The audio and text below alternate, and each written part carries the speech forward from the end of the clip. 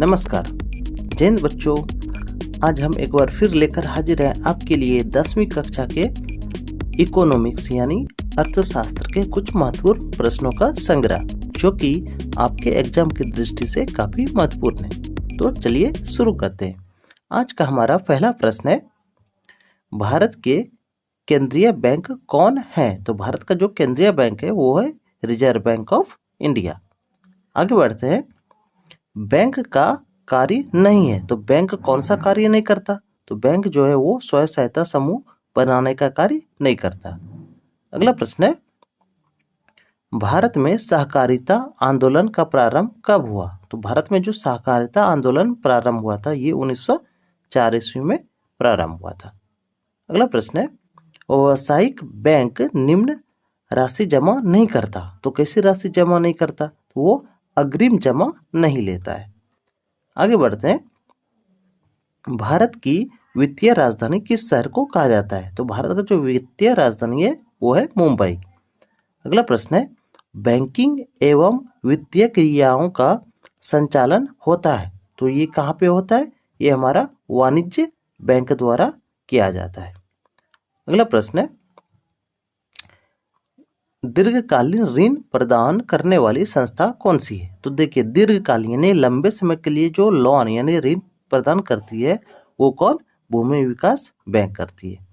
अगला प्रश्न है, गैर संस्थागत वित्तीय संस्थाएं नहीं है, तो ये कौन नहीं है? तो ये हमारा सरकारी बैंक, सहकारी बैंक, यानी इसके अलावे महाजन, व्यापारी और रिश्तेदार जो है ये सारे जो वित्तीय माध्यम प्रदान करता है यानी ऋण जो देता है ये गैर संस्थागत है। अगला प्रश्न है, गैर संस्थागत वित्त प्रदान करने वाला सबसे लोकप्रिय साधन है। सबसे लोकप्रिय यानी जिसका उपयोग सबसे ज्यादा लोग करता है वो महाजन है। महाजन के पास हम लोग अगर किसी को जरूरत होता है तो वो जाता है अपना कुछ धन लेने के लिए।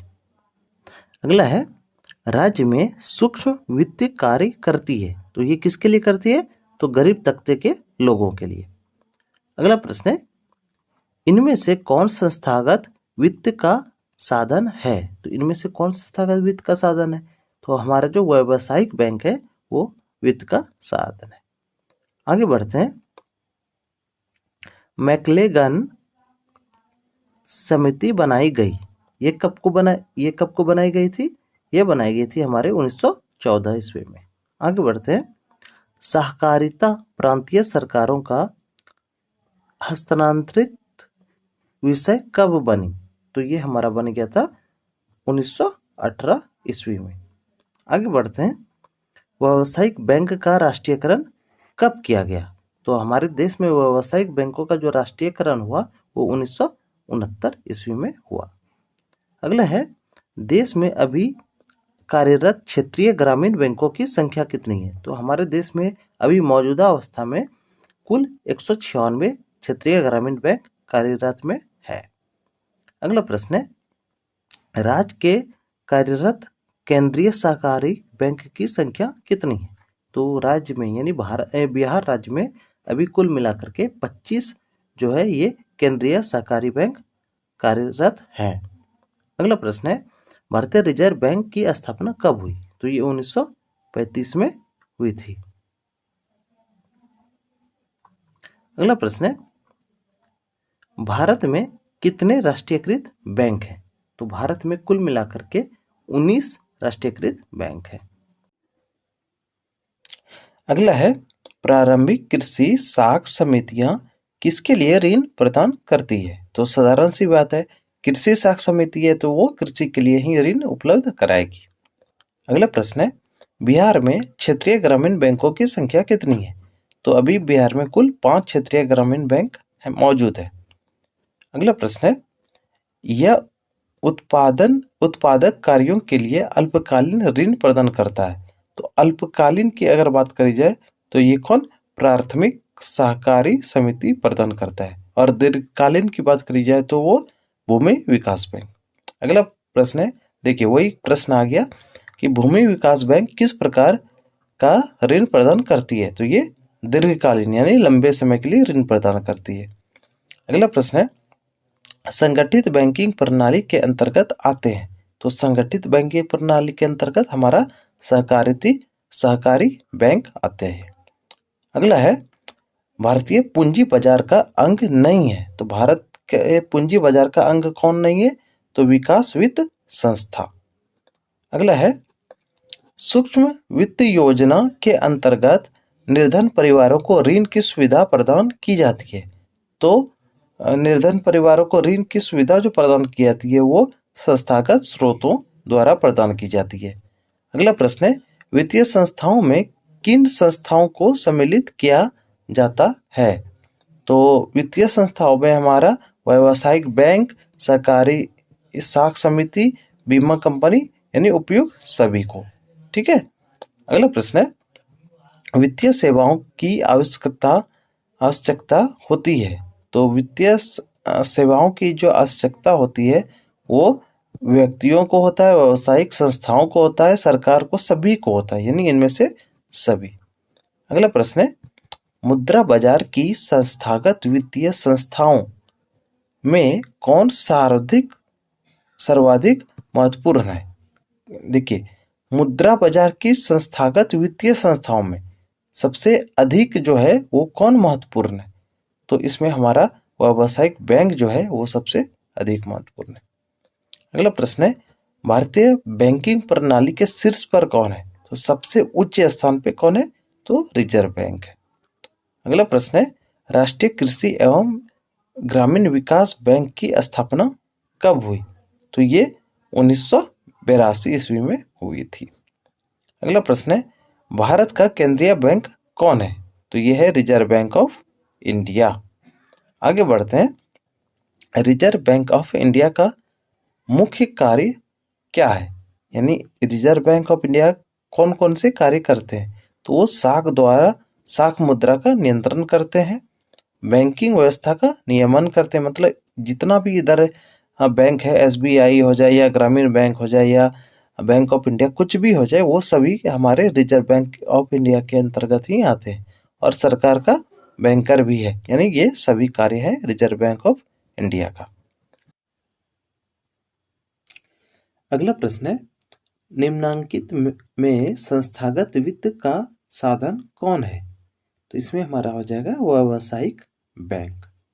आगे बढ़ते हैं, गैर संस्थागत वित्त प्रदान करने वाला प्रमुख साधन है।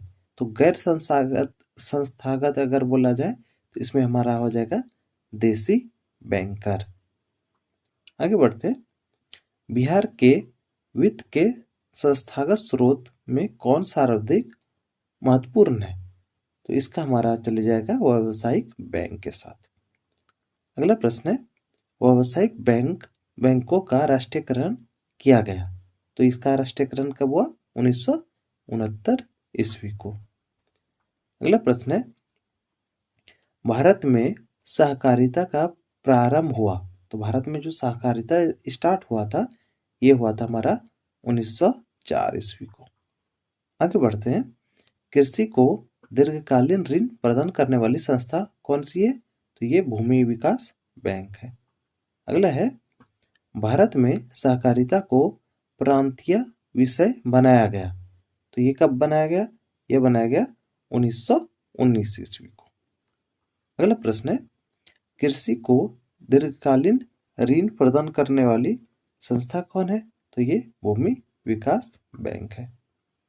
अगला प्रश्न है, केंद्रीय सहकारी बैंकों का संगठन होता है। तो केंद्रीय सहकारी बैंकों का संगठन को हम क्या कहते हैं? जिला स्तर पर वो होता है। अगला प्रश्न है, सन 2008-9 के अनुसार भारत की औसत प्रति व्यक्ति आय कितनी है? तो ये थी 25,494 रुपये प्रति व्यक्ति। कब? 2008-9 में। अगला प्रश्न है, पूंजी का निर्माण होता है। तो पूंजी का निर्माण कहाँ कति से होता है? तो जब हम बचत करते हैं तब हमारा पूंजी बनता है, यानी बचत द्वारा। अगला प्रश्न है, एक अर्थव्यवस्था की आधार का निर्माण होता है। तो अर्थव्यवस्था की आधार का निर्माण किससे होता है? सेवाओं से।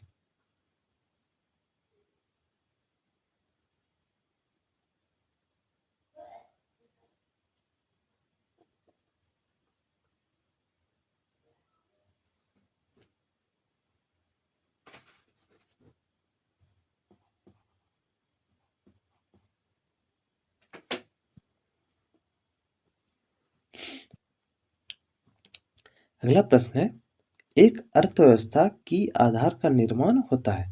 तो ये कथी से? कृषि से, उद्योग से और सेवा से, यानी इनमें से सभी हो जाएगा हमारा आंसर।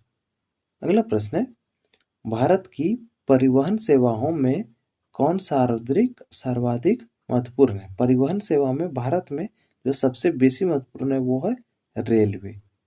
अगला प्रश्न है, मानवीय पूंजी निर्माण के मुख्य घटक हैं। तो इसमें मानवीय पूंजी कब निर्माण होगा? जब स्वास्थ्य सेवाएं अच्छी होगी, लोगों को रहने के लिए आवास मिलेगा, उसको शिक्षा और प्रशिक्षण दोनों प्राप्त होगा, यानी उपयुक्त सभी हो जाएगा। अगला प्रश्न है, विगत वर्षों के अंतर्गत बिहार में किस क्षेत्र का सर्वाधिक विकास हुआ है?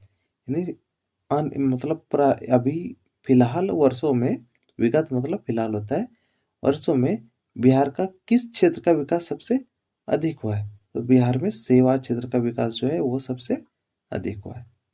अगला प्रश्न है, ऊर्जा के मुख्य स्रोत क्या है? तो ऊर्जा का मुख्य स्रोत जो है उसमें हमारा कोयला, पेट्रोलियम, इसमें से सभी हमको डाल देना पड़ेगा, क्योंकि कोयला भी है और पेट्रोलियम भी और विद्युत भी अभी मुख्य ऊर्जा के स्रोत में हम लोग यूज कर रहे हैं।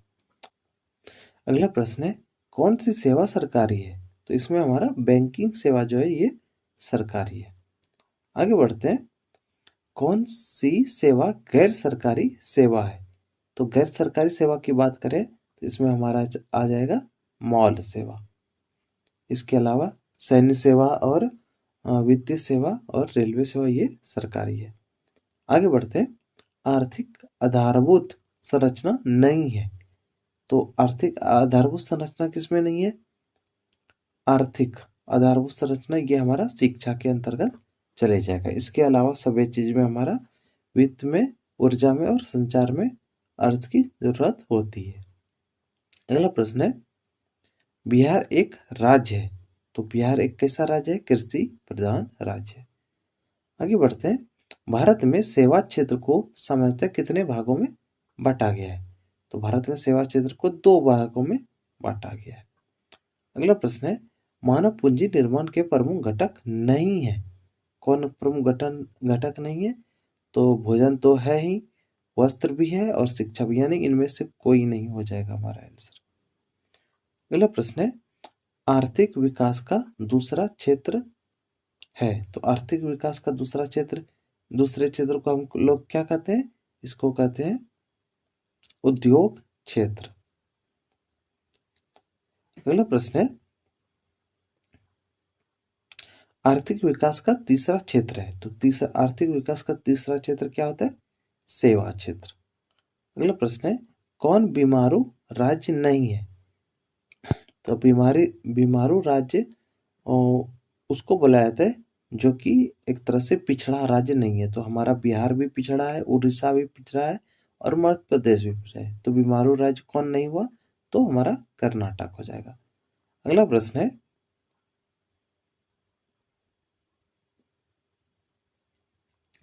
जनसंख्या का लगभग कृषि पर हिस्सा है। तो जनसंख्या का कृषि पर कितने प्रतिशत का हिस्सा है? ये 87% का हिस्सा है। आगे बढ़ते हैं, किस क्षेत्र को द्वितीयक क्षेत्र कहा जाता है? तो हमने अभी आपको बताया, कृषि क्षेत्र हो गया हमारा पहला क्षेत्र और उद्योग क्षेत्र हो गया हमारा दूसरा क्षेत्र। मतलब द्वितीयक क्षेत्र हमारा उद्योग क्षेत्र और सेवा क्षेत्र को तीसरा क्षेत्र। आगे बढ़ते हैं, हमारे देश का कौन सा शहर सूचना प्रौद्योगिकी एवं सॉफ्टवेयर शक्ति का प्रतीक बना है? तो ये हमारा बेंगलोर है। अगला प्रश्न है, भारत का पहला टेलीविजन केंद्र कहाँ स्थापित हुआ? तो ये दिल्ली में हुआ था। अगला है, किस आयु वर्ग के बच्चे को निःशुल्क एवं अनिवार्य शिक्षा प्रदान करना राज्य का दायित्व है? तो ये जो है ये 6 से 14 वर्ष के बच्चे को। अगला प्रश्न है, ग्रामीण रोजगार योजना पंचायत प्रखंड में अधिक कारगर नहीं हो पाया। तो ये किस कारण? तो ये बिचौलिया बिचौलिया बिचौलिया उसको कहते हैं जो मतलब घूस घास लेते हैं सरकार की योजनाओं को आम जनता तक पहुंचाने के लिए। अगला प्रश्न है, सरकार ने राष्ट्रीय पोषण सहयोग कार्यक्रम अथवा मध्याह्न भोजन योजना आरंभ किया। तो मध्याह्न भोजन का आरंभ कब हुआ? अगस्त 1995 में। अगला प्रश्न है, एक अर्थव्यवस्था के किस क्षेत्र को सेवा क्षेत्र कहा जाता है? तो एक अर्थव्यवस्था का सेवा क्षेत्र जो होता है वो तृतीयक क्षेत्र होता है। अगला प्रश्न है, सेवा क्षेत्र के विकास के लिए किसका विकास अधिक आवश्यक है? सेवा क्षेत्र के लिए हमारा जो है वो मानवीय संसाधनों का विकास होना अति आवश्यक है। अगला प्रश्न है, भारत के कार्यबल अथवा कार्यशील जनसंख्या का कितना प्रतिशत कृषि क्षेत्र से संलग्न है? तो भारत का जो अभी कार्यरत जनसंख्या है उसका लगभग 65 से 70% जनसंख्या जो है वो अभी भी हमारा कृषि क्षेत्र से संलग्न है।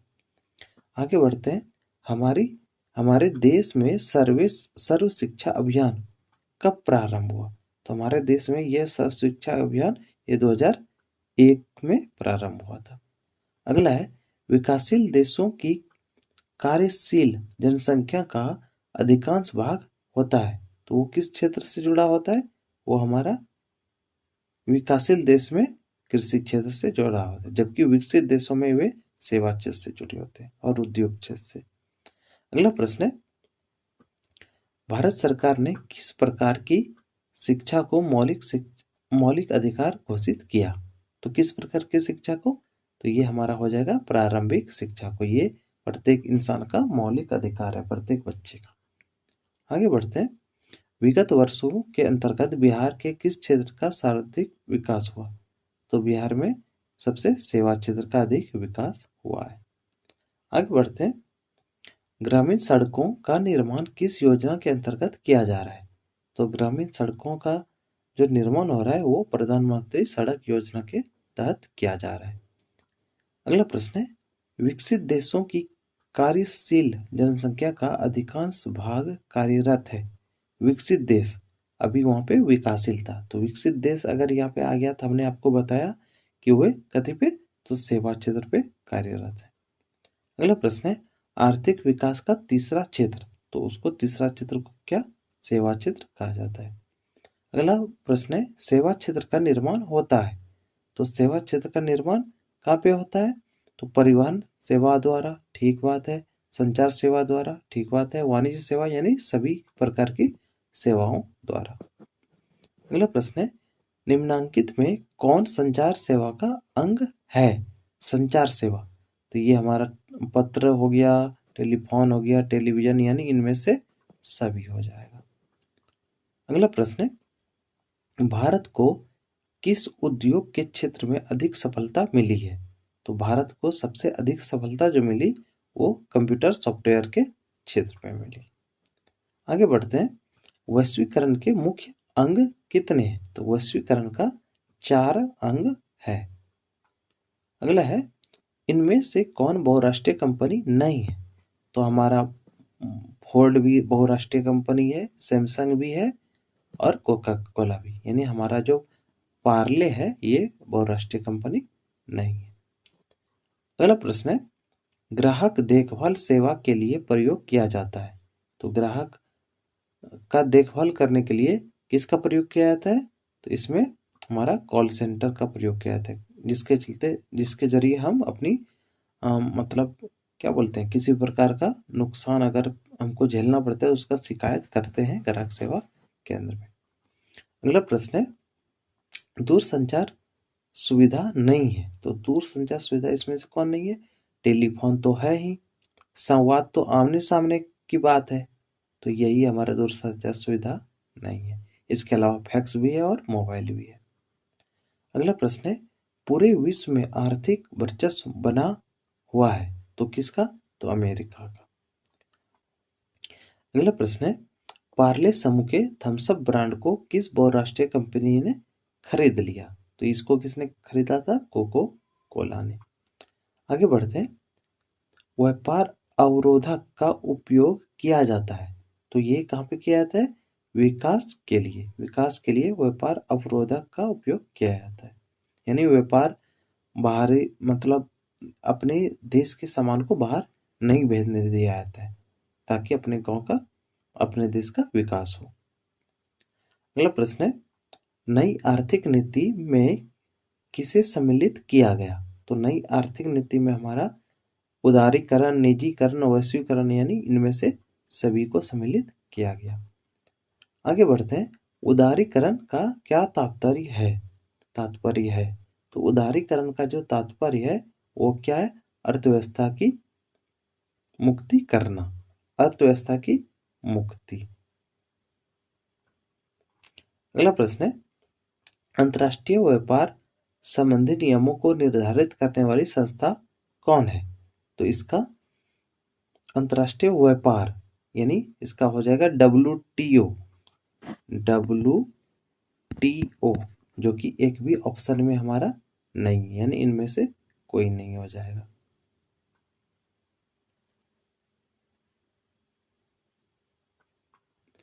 आगे बढ़ते हैं, निम्नलिखित में कौन व्यापार अवरोधक है? तो व्यापार अवरोधक कौन है इनमें से? तो इनमें से आयात कर और निर्यात कर दोनों जो है क्या व्यापार का अवरोध करता है, यानी अगर कर बढ़ा दिया जाएगा तो व्यापार में कमी आ जाएगी। अगला प्रश्न है, वैश्वीकरण से बिहार के किस उद्योग को प्रोत्साहन मिला? तो वैश्वीकरण से बिहार के पर्यटन उद्योग को जो है सबसे अधिक प्रोत्साहन मिला था। आगे बढ़ते हैं, वैश्वीकरण के फलस्वरूप किन विभिन्न देशों ने के बीच वृद्धि हुई? तो क्या वृद्धि हुई? विभिन्न देशों के बीच हमारा जो है आयात और निर्यात दोनों का वृद्धि हुआ, आयात और निर्यात का। आगे बढ़ते हैं, राज्य नियंत्रित उद्योग को किस नाम से संबोधित किया जाता है? राज्य नियंत्रित उद्योग को हमारा ये सार्वजनिक उपक्रम, लोक उपक्रम और राजकीय उपक्रम यानी तीनों से संबोधित किया जाता है, ऑप्शन डी। आगे बढ़ते हैं, वैश्वीकरण से लाभान्वित होते हैं। तो वैश्वीकरण से कौन लाभान्वित हो रहे हैं? तो इनमें उपभोक्ता और उत्पादक दोनों, यानी सी नंबर आंसर हो जाएगा। अगला प्रश्न है, भारत में राज्य नियंत्रित उद्योग के उदाहरण है। तो राज्य नियंत्रित जिसका नियंत्रण कौन करता है? राज्य सरकार करता है। ये कौन है? तो ये हमारा क्या हो जाएगा? सुरक्षा उद्योग। इसके अलावे रेलवे और डाकघर को केंद्र सरकार नियंत्रित करती है। अगला है, निम्नांकित में कौन बहुराष्ट्रीय कंपनी है? तो बहुराष्ट्रीय कंपनी में हमारा फोर्ड मोटर्स हो जाएगा, कोका कोला, नोकिया सभी है हमारा बहुराष्ट्रीय कंपनी। आगे बढ़ते हैं, भारत सरकार द्वारा आर्थिक सुधार संबंधी नवीन आर्थिक नीति अपनाई गई। ये कब अपनाई गई थी? तो ये जुलाई 1991 ईस्वी में अपनाई गई। अगला है, विश्व व्यापार संगठन की स्थापना कब हुई? यानी WTO की स्थापना कब की गई? तो ये 1995 ईस्वी में की गई थी। आगे बढ़ते हैं, उपभोक्ता द्वारा शिकायत करने के लिए आवेदन शुल्क कितना लगता है?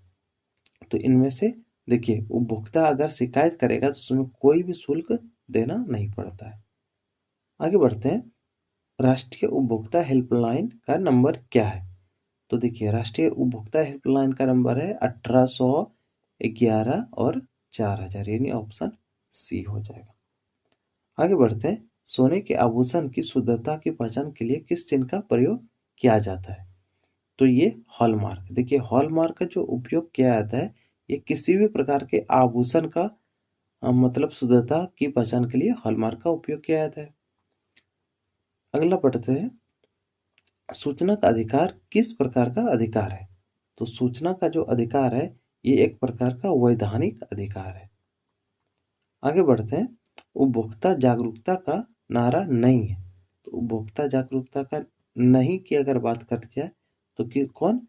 आज नगद कल उधार, ऐसा कोई नारा नहीं है। इसके अलावे जागो ग्राहक जागो, ग्राहक सावधान, अपने अधिकार को पहचानो, ये जागरूकता का नारा है। आगे बढ़ते हैं, भारत उपभोक्ता संरक्षण अधिनियम की घोषणा कब हुई? तो उपभोक्ता संरक्षण अधिनियम की जो घोषणा की गई है भारत में, वो 1986 ईस्वी में की गई।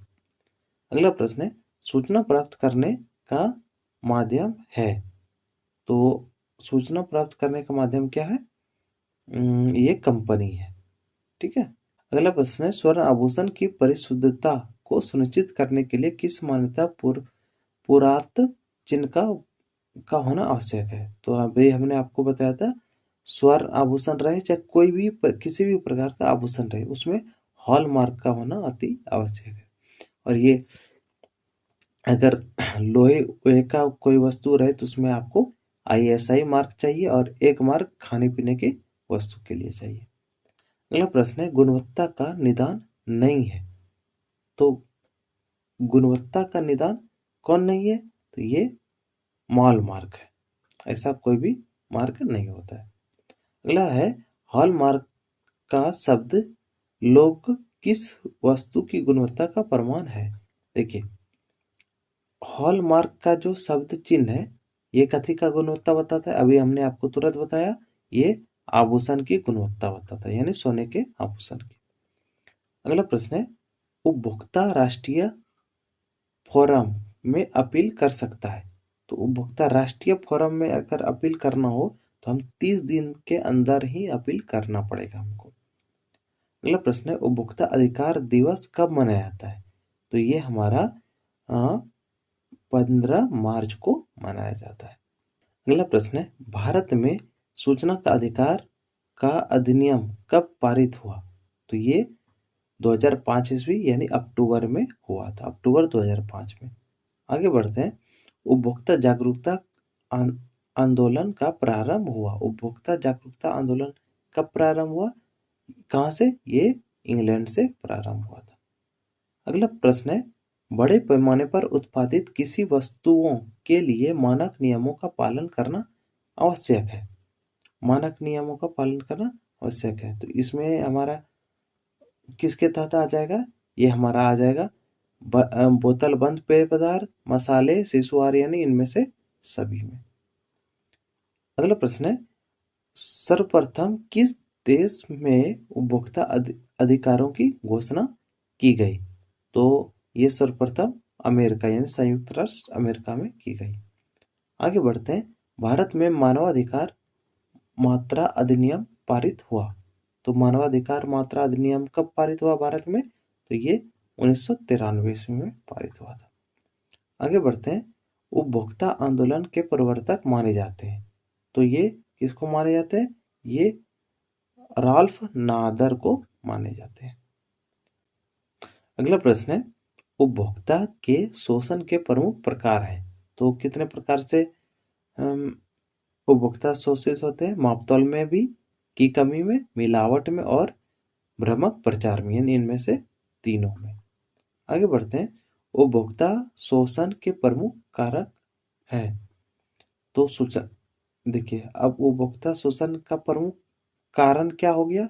यहाँ पे हमने क्या बताया? प्रकार, 3 प्रकार का। अभी इसका कारण क्या हो गया? तो कारण में हमारा क्या हो जाएगा? सूचना का अभाव, वस्तुओं की सीमित आपूर्ति, और उपभोक्ताओं की अज्ञानता, यानी इनमें से सभी हो जाएगा। आगे बढ़ते हैं, भारत में उपभोक्ता संरक्षण अधिनियम पारित हुआ। तो ये कब हुआ था? ये 1986 ईस्वी में पारित हुआ था। अगला प्रश्न है, उपभोक्ता जागरण के लिए भारत सरकार सबसे प्रचलित नारा है। तो क्या है? जागो ग्राहक जागो, यानी ऑप्शन ए। अगला है, हमारे देश में उपभोक्ता अधिकार दिवस मनाया जाता है। तो ये कब? तो ये 15 दिसंबर को मनाया जाता है। अगला प्रश्न है, भारत देश में उपभोक्ता अधिकार दिवस कब मनाया जाता है? तो ये 24 दिसंबर को मनाया जाता है। आगे बढ़ते हैं, कृषि उत्पादों के मानकीकरण के लिए किन मानक का प्रयोग किया जाता है? तो देखिए, कृषि उत्पाद की अगर बात करी जाए तो इसमें हमारा एक मार्क हो जाएगा, एक मार्क। अगला प्रश्न है, सूचना का अधिकार किस प्रकार का अधिकार है? तो ये एक प्रकार का वैधानिक अधिकार है। आगे बढ़ते हैं, उपभोक्ता संरक्षण अधिनियम के अंतर्गत उपभोक्ता अपील सुनने का अधिकार है। तो ये अपील कौन सुनेगा? तो ये हमारा राज्य भी सुनेगा और राष्ट्रीय आयोग भी सुनेगा, यानी राज्य आयोग और राष्ट्रीय आयोग दोनों, ऑप्शन सी। अगला प्रश्न है, सर्वोच्च न्यायालय ने चिकित्सा व्यवस्था को भी उपभोक्ता संरक्षण अधिनियम के अंतर्गत एक सेवा घोषित कर दिया। ये कब किया था? ये उन्होंने 1995 ईस्वी में किया। आगे बढ़ते हैं, यदि किसी वस्तु या सेवा का मूल्य 20 लाख रुपये से अधिक और 1 करोड़ रुपये से कम हो तो उपभोक्ता इसका जो शिकायत करेगा वो कहाँ पे करेगा? वो राज्य आयोग में करेगा। वही अगर 1 करोड़ से अधिक होगा तो उसको राष्ट्रीय आयोग में करेगा, और अगर 20 लाख से कम का होगा तो जिला अदालत में करेगा। अगला प्रश्न है, वैश्वीकरण के फलस्वरूप दो देशों के उत्पाद के बीच प्रतिस्पर्धा क्या हो गई? कमी बढ़ी या क्या? तो प्रतिस्पर्धा क्या हो गई? बढ़ गई। अगला प्रश्न है, सरकार की नवीन आर्थिक नीति का अंग है। नवीन यानी नई आर्थिक नीति, इसमें क्या है? उदारीकरण, निजीकरण, वैश्वीकरण, यानी इनमें से सभी। आगे बढ़ते हैं, वैश्वीकरण से भारत को क्या लाभ होने की संभावना है? तो वैश्वीकरण से भारत को जो होगा वो क्या होगा कि कुशलता में वृद्धि आएगी, मतलब यहाँ से बाहर आदमी मतलब जा करके कुछ नई तकनीकें सीखेंगे, रोजगार के अवसर में वृद्धि होगी और उत्पादकता में भी वृद्धि होगी, यानी ऑप्शन डी। आगे बढ़ते हैं, वैश्वीकरण से किसके जीवन स्तर में सुधार होगा? तो सभी लोगों के जीवन स्तर में सुधार होगा। अगला प्रश्न है, निम्नलिखित में कौन सी संस्था वैश्वीकरण के विस्तार में सहायक हुई? तो कौन सी संस्था हुई? तो इसमें से हमारा अंतर्राष्ट्रीय मुद्रा कोष, विश्व बैंक और विश्व व्यापार संगठन, यानी इनमें से सभी हो जाएगा। आगे बढ़ते हैं, बहुराष्ट्रीय निगमों द्वारा दूसरे देश में निवेश का सबसे सामान्य तरीका है। तो ये क्या है? स्थानीय कंपनियों को खरीद लेना। स्थानीय कंपनियों को खरीद करके हम ये निवेश करते हैं। अगला और आखिरी प्रश्नों का इस संग्रह का, वैश्वीकरण को प्रोत्साहित करने वाले कारकों में कौन सर्वाधिक महत्वपूर्ण है? तो उसमें हमारा सूचना एवं प्रौद्योगिकी का विकास सबसे अधिक महत्वपूर्ण है। इसके साथ ही आज का ये कुल 136 प्रश्नों का जो संग्रह था वो समाप्त होता है। मिलेंगे अगले वीडियो में, तब तक के लिए जय हिंद।